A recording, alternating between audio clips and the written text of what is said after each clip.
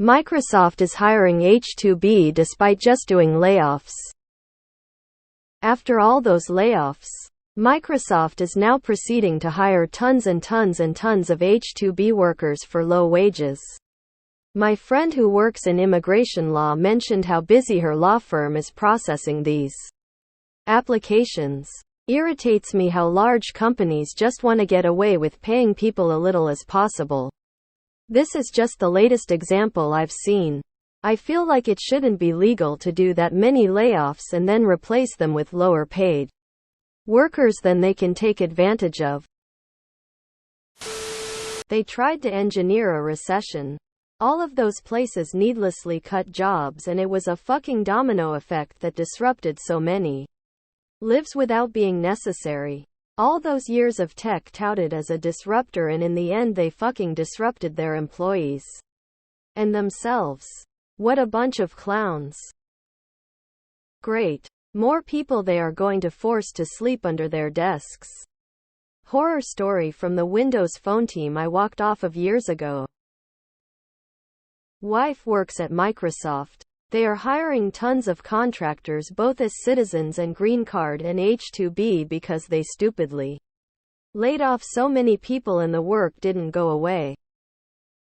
It's not legal, but nobody has enforced those laws in 30 years. The H-1B program is utterly abused, too. Pretty sure it's actually a violation of the H-1B program to hire for a role you can source locally. Most tech companies are hiring again now because they realized they laid off too much and overloaded their remaining employees to the point that many are now quitting. I've seen hiring start picking up at other companies. My company is laying off US workers while simultaneously hiring workers in India and Ireland. The saying goes 1 US salary equals 3 workers in India or 2 workers in Ireland. This is not the same as hiring foreign workers in the US, many of whom are paid as much or more than their US citizen peers. This company owes $29 billion in taxes and just spent $69 billion acquiring their competition. Antitrust and corporate tax laws are broken in this country. Everything is broken. Companies should be forbidden to hire H-1B for the same position type, i.e. software engineer, for 3 years after they lay off citizen workers from the same positions or similar positions with comparable job duties. Stop bringing in cheaper workers when there's no housing anyway. They can't afford to live here and won't find out till they're screwed. Microsoft owes so much in unpaid taxes and interest. So they're definitely looking for discounts on workers right now. Don't forget the workers they park in Canada. Same time zone, no US visa needed. Technically it's not legal, but unfortunately the requirement that a company prove there are not enough US workers who are able, willing, qualified, and available is almost never seriously enforced. Take it up with the feds. Gotta save money up for that big tax bill coming their way. IRS ain't playing with Microsoft. Corporations want slaves, not employees. Yes, Motorola was doing this shit all along the 90s and 2000s. Yep. I know a company that laid people off then purchased another company for almost $1 billion. This shit shouldn't be legal.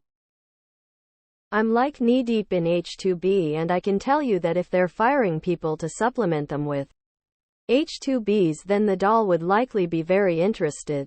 And it would be hard to consider them low wage. The program is bound to prevailing wages. And typically are well within the AVG.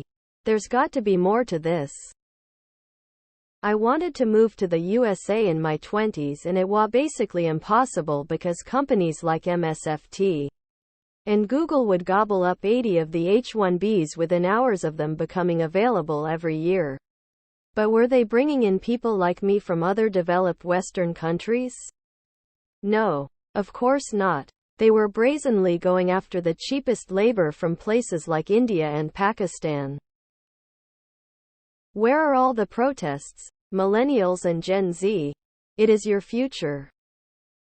The H-1B and H-2B program is not for critical workers that can't be hired any other way.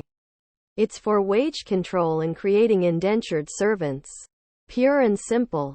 The U.S. graduates plenty of CS and STEM majors from good university programs that mortgage their futures with borrowed money. They do what everyone tells them. Get an education. Go to college. Etc. Then when they put their time and money in, they can't get decent paying jobs because fat catty CEOs will only pay peanuts. If the government wanted to do something valuable, it would take away the H-1B spots from these big tech companies and force them to hire people in the U.S. workforce. Did a massive H-2B project for one of America's largest importers. To qualify for H-2B, you have to show you were hiring for positions and were unable to fill them. These could be positions that were never intended to be filled and are deliberately kept open to fulfill the H-2B requirements. H-2B is not for white-collar jobs.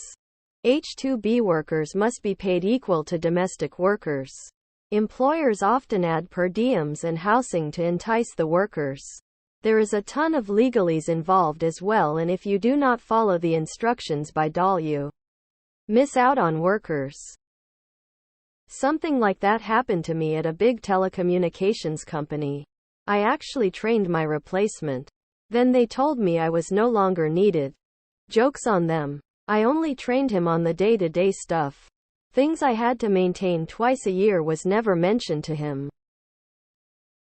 This is Aramark, Xanthara and Delaware North's same strategies. Humanity is a lost cause.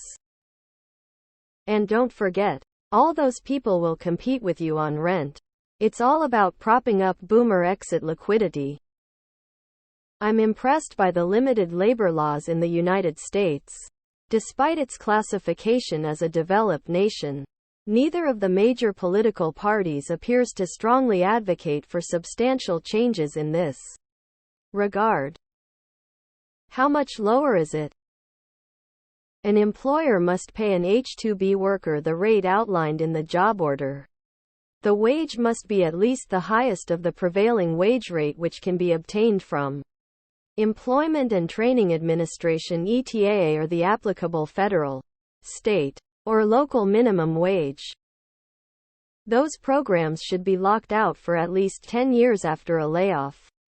Any positions reopened need to be offered to the people laid off first, and otherwise tough luck. Force these companies in some more long-term planning instead of this farce. Please read. I can confirm what OP is saying. I'm being contacted weekly for contracts. However, this is not anything new. Rather, this is their business model. They hire people for 18 months and fire them for a year, and the same people come back to them because of what they can get for pay. It's not just Microsoft. It's everywhere. This is how corporate America functions. And until there is a general strike, we will not see anything change. Most people haven't had a job in over a year since the layoffs. And sadly, people are just willing to accept what they can to simply get by at this point. All the work visas need to be stopped, as well as tax breaks for outsourcing.